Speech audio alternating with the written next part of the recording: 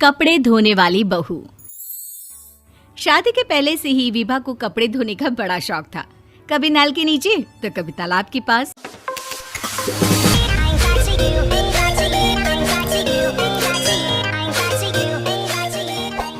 अरे मेरी नीली वाली लुंगी नहीं दिख रही है। विभा की अम्मा, कहाँ रखी है लुंगी? अरे वो तो विभा ने परसों ही धोकर रखी थी आपकी अलमारी में। देखो वहीं होगी। वो ना मैंने आज धो दी, मुझे लगा कि गंदी हो गई होगी। अरे कैसे गंदी हो गई थी? उसे तो मैंने पहना भी नहीं। हे भगवान, इस लड़की के कपड़े धोने की आदत से परेशान हो गया हूँ मैं। जितना तो घर में राशन नहीं आता उससे कहीं ज्यादा डिटर्जेंट पाउडर का खर्चा है। इसकी शादी करवा दो, शादी। जाए अपने घर में ही करे काम, फिर चाहे घर के कपड़े धोने हो या पूरे गांव के। हाँ ठीक बोल रही हो, देखता हूँ मैं कोई लड़का। वो दिन भी आ जाता है जब विभा को देखने लड़के वाले आ जाते हैं। लड़की मुझे अच्छी लगी। होने वाली सास कहती है, बेटी अगर कुछ पूछना है तो पूछ लो।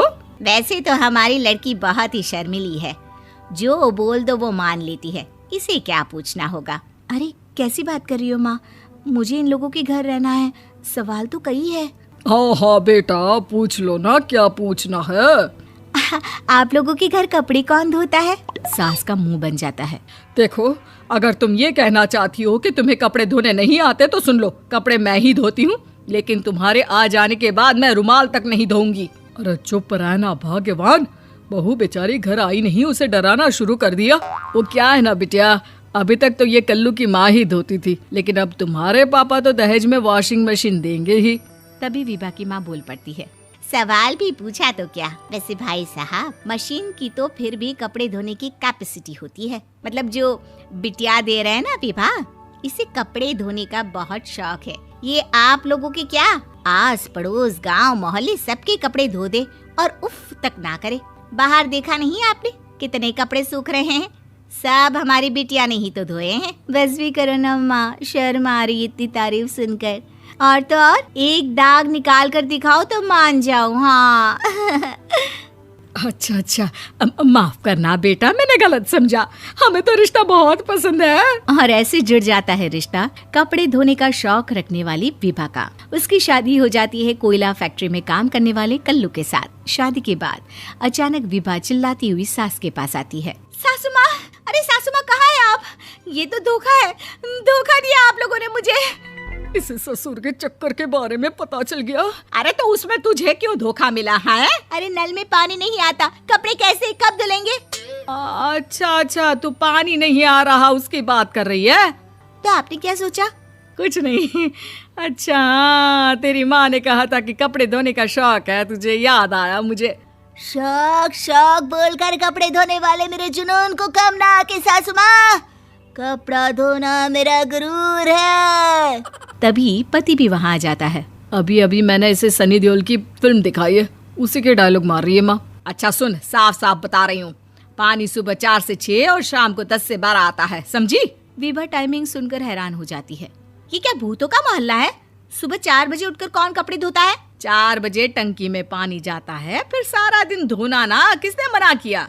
अरे कैसी बात कर रही हैं? 200 लीटर की टंकी में कितने कपड़े धो लूंगी मैं? सुबह ही उठ जाऊंगी मैं। अब क्या था, विभा सुबह 4 से लेकर रात के 12 बजे तक कपड़े ही धोती रहती। एक रोज सास पड़ोस से निकलकर कहीं जा रही होती है कि साथ वाली कहती है, हाँ कल्लू की माँ, जरा ये बताओ कि 2 साड़ी है, 2 ब्लाउज और एक पेटीकोट और एक नाड़े वाला लंबा कच्छा। हाँ तो? अरे तो क्या, कितना लोगी धुलाई ये बताओ। धोबन दिख रहे हैं हम क्या? हमारे पति सरकारी नौकरी से अभी रिटायर हुए हैं और बेटा सुपरवाइजर है कोयला फैक्ट्री में। धोबन समझ रखा है हमें।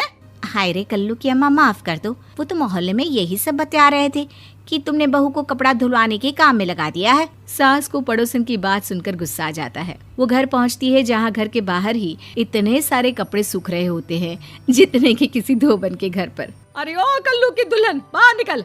माँ जी यहीं आ जाओ, बाथरूम में चादर धो रहे हैं हम। अरे अभी हम धोते हैं, तुमको बाहर निकलो। ये आस पड़ोस वाले बोल रहे हैं कि हम बहू से कपड़े धुलवा कर उसे कपड़ा धोने वाली बना दिए हैं। अरे छोड़ो ना माँ जी, किन लोगों की बातों में आती हो? आस पास के लोगों का तो काम ही होता है कि वो किसी तरह सास बहू को लड़ा दे। बहू सारे घर के कपड़े धोती है, ये क्या कम है? बोलिए। सास को भी लग जाता है कि वो बहू का ये सनकीपन नहीं छुड़वा सकती, इससे अच्छा है कि खुद ही चुप हो जाए।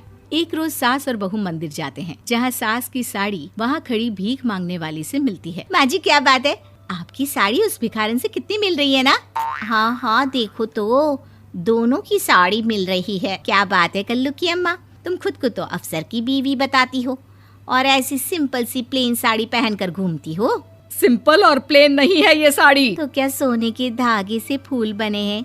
कुछ भी सासू माँ, कुछ भी। हाँ बने थे इस साड़ी में सोने के धागे से फूल। मेरे पति लेकर आए थे मद्रास से स्पेशली मेरे लिए 10,000 की। ताहे भाई साहब इस भिखारन के लिए भी सेम टू सेम साड़ी लेकर आए होंगे 10,000 की।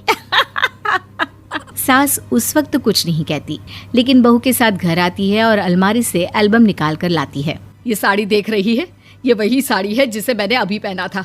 इस साड़ी में ये जो चमकदार फूल दिख रहे हैं ना, ये सोने के धागों से काढ़े गए हैं।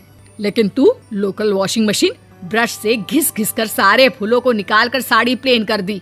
मुझे माफ कर दीजिए सासू माँ। और तो और, जब मैंने तुझे तेरी गलती के लिए कुछ नहीं कहा, लेकिन तूने तो सबके सामने मेरा मजाक ही बना दिया। क्यों? बहू को समझ में आ जाता है कि अब से उसका कपड़े धोना बंद। उम्मीद है कि आपको हमारी ये कहानी पसंद आई होगी। कृपया हमारे चैनल को सब्सक्राइब करें और सभी अपडेट्स के लिए बेल आइकन जरूर क्लिक करें। और हाँ, वीडियो लाइक और शेयर करना मत भूलिएगा। Bye bye.